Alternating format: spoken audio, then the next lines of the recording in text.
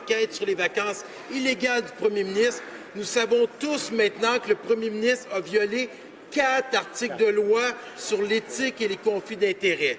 Maintenant, c'est au premier ministre d'en accepter les conséquences et montrer aux Canadiens qu'il suit les mêmes règles que tous les députés en cette Chambre.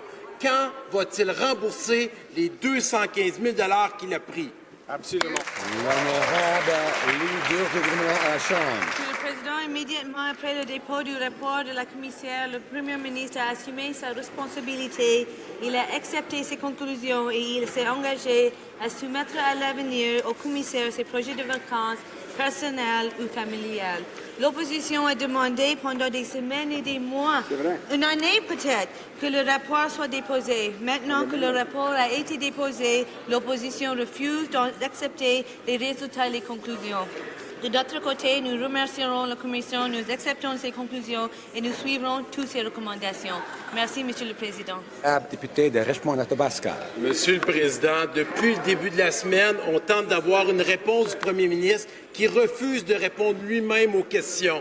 Pendant ce temps-là, la leader, à chaque fois, sort la même feuille et relie la même cassette que les stratèges libéraux en communication lui ont composée.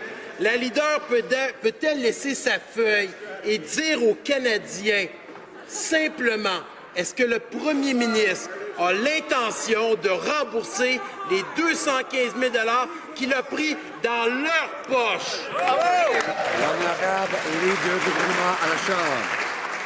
Monsieur le Président, comme j'ai dit sur plusieurs reprises, la commissaire précédente, dans son rapport et lors de son témoignage à la comité, a répondu à beaucoup de questions relatives à son rapport. Nous acceptons ses conclusions et nous respectons son travail.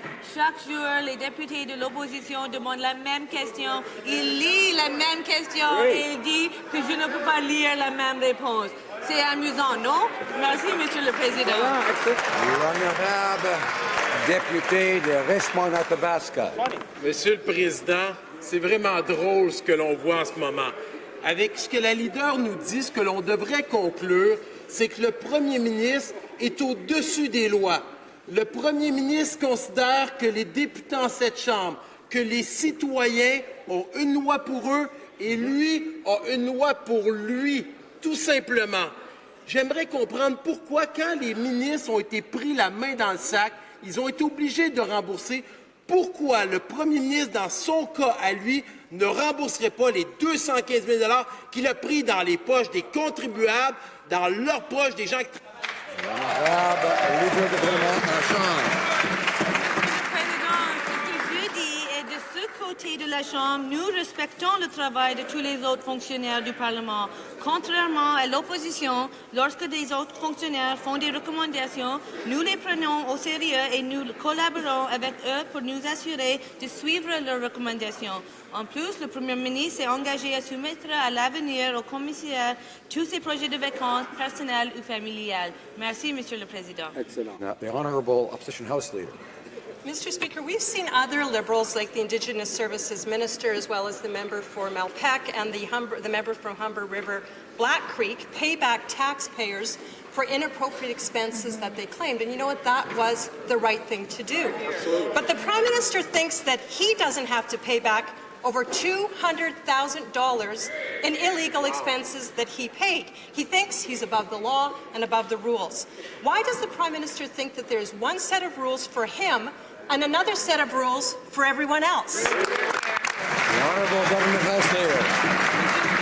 On numerous occasions, the Prime Minister and myself, many others, have reiterated that immediately following the report being submitted, that we accepted the recommendations, the Prime Minister took responsibility.